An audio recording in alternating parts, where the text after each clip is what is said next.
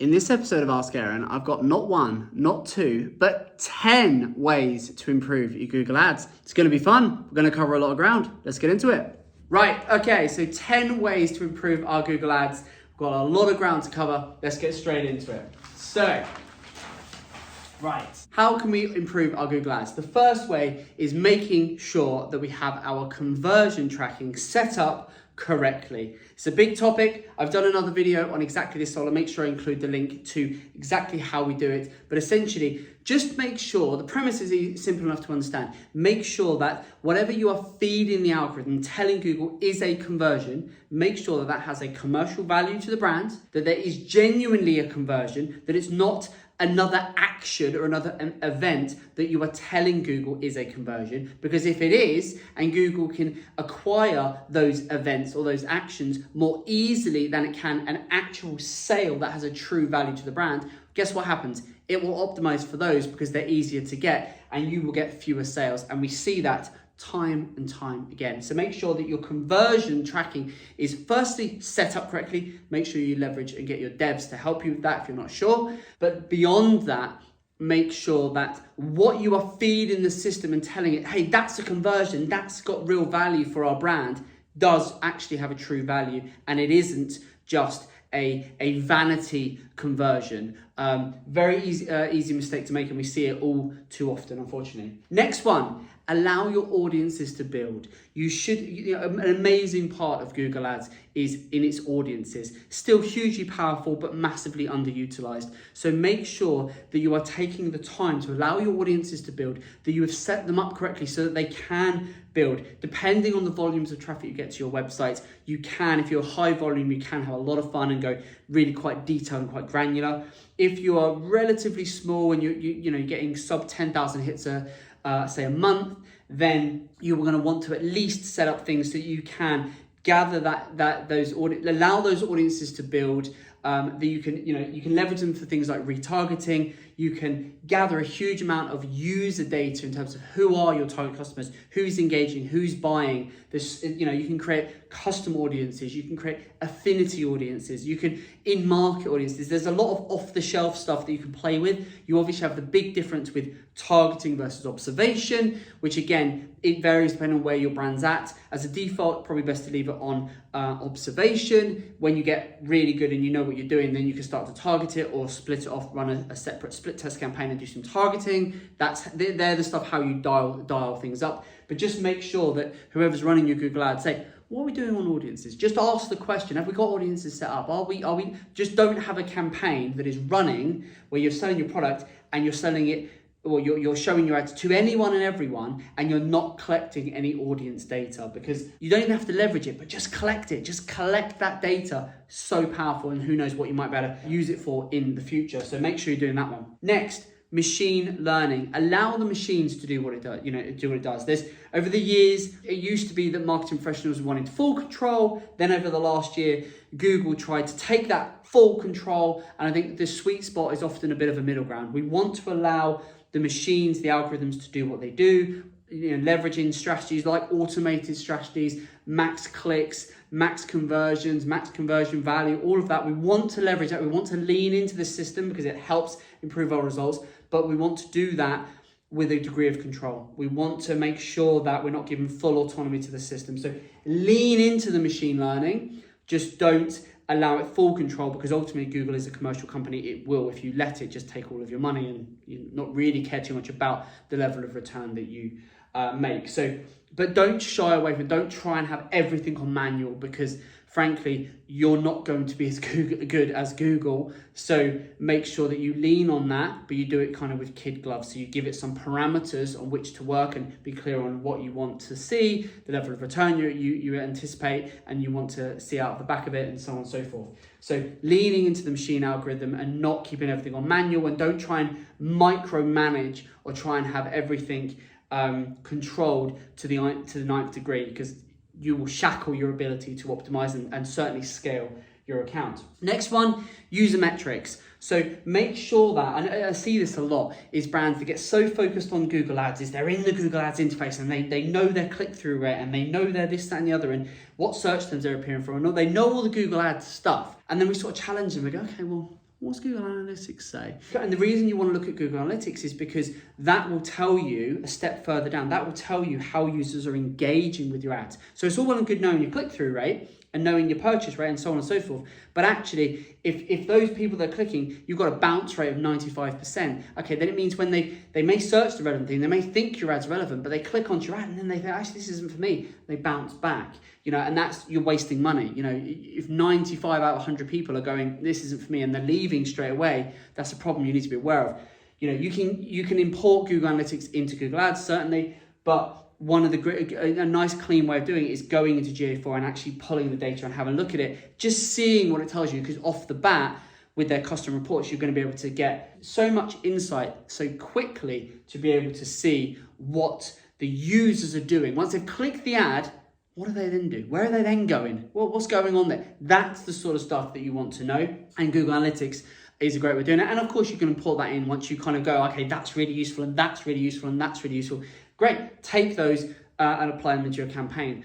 Works a treat. So make sure you're doing that. And then the other one, the fifth one, is make sure we're split testing and be prepared to cull stuff. So you should be testing different campaigns. Google has a brilliant, ability to run experiments within your campaigns. So make sure you're running experiments. Make sure, when suitable, but make sure that you're not afraid to split test stuff, to sort of test and measure. Give it enough time, and it will vary depending on the size and the volume of your account.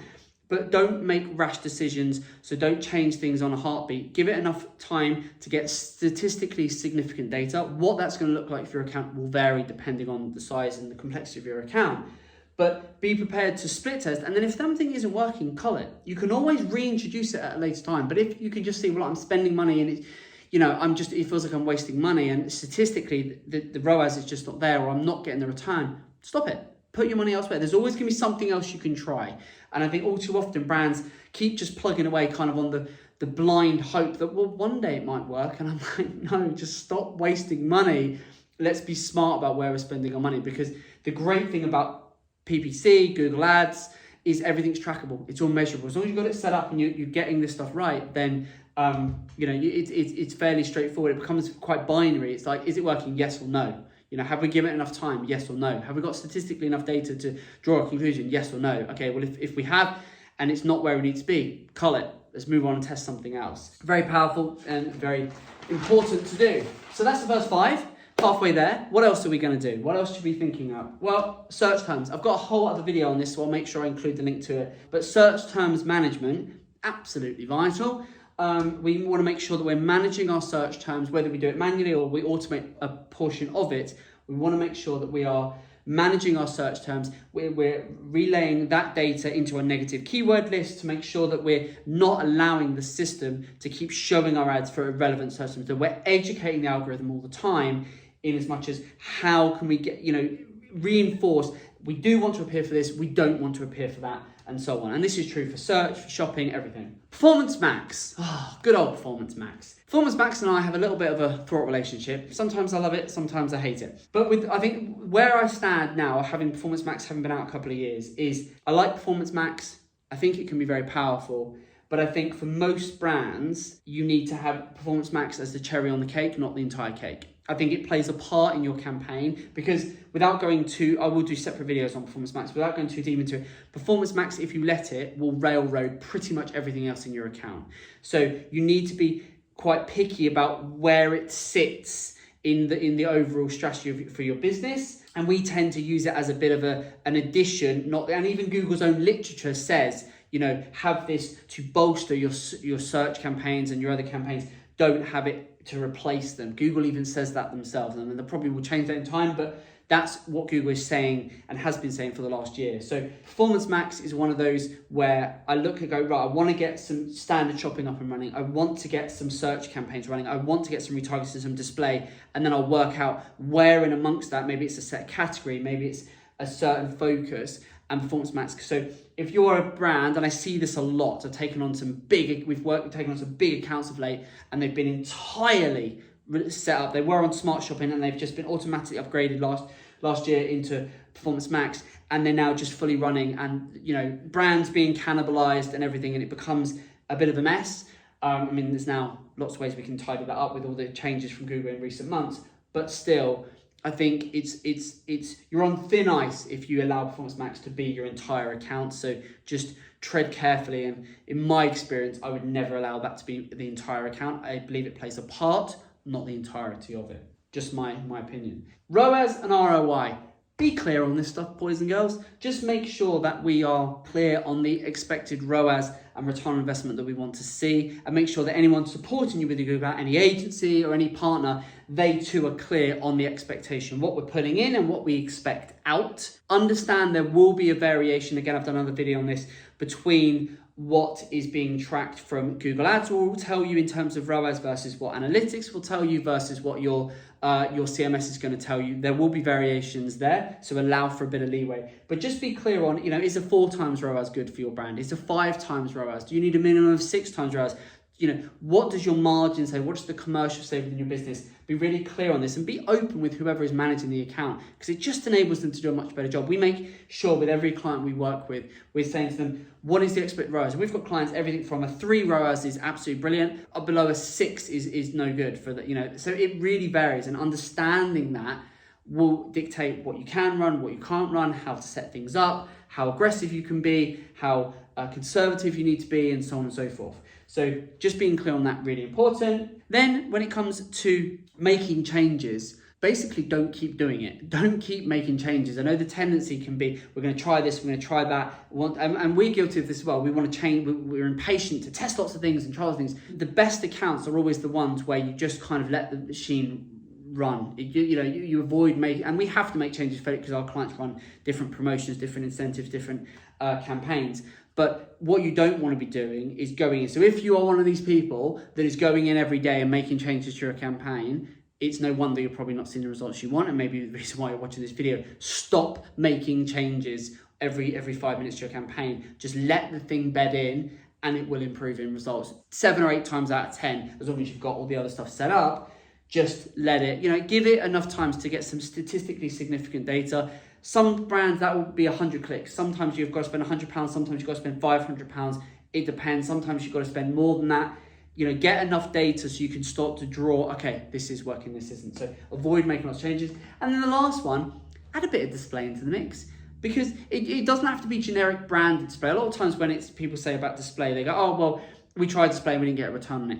Don't think of display like search or shopping. You're not going to get the levels of return. But what display is great for is visually bolstering the key message, the key promotion you want to get across. So don't just run blanket display. Look at what are the campaigns you're running across search, across shopping, across the different areas of your business. Are there any particular messaging or offers or incentives or discounts or things that message that you want to get across?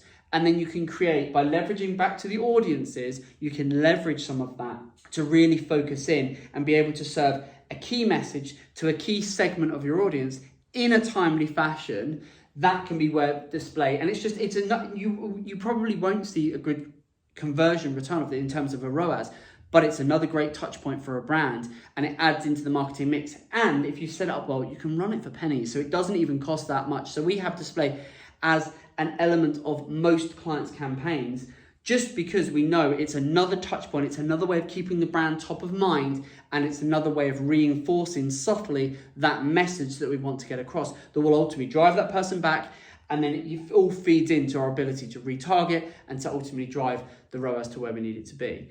So 10 things, hopefully at least 1 or 2 of them has resonated and given you a food for thought, and something you thought, do you know what, I can take that and I can go and implement that into my business, into my brands. I hope it's given you some ideas. If you do have any other questions, let me know in the comments and I will happily get back to you. If you haven't already, do all the YouTubey stuff of like, subscribe, all of that stuff. I would be greatly appreciative of it. And we'll keep them coming. We've got so many ideas here, there just aren't enough hours in the day. And if you do have a topic or something that maybe we've covered here or another video that you think, do you know what, I'd love him to go a little bit deeper, a little bit more into the detail on that, let me know. Because I'll be honest, the way I'm doing these videos at the minute is I'm trying to cover lots of topics, got a lot of stuff rattling around my head, but I'm trying to do these and I'm not trying to go too technical on them. So if you want me to go full geek mode, I'm happy to do that. Let me know and we'll see you on the next one. Thanks so much. Take care.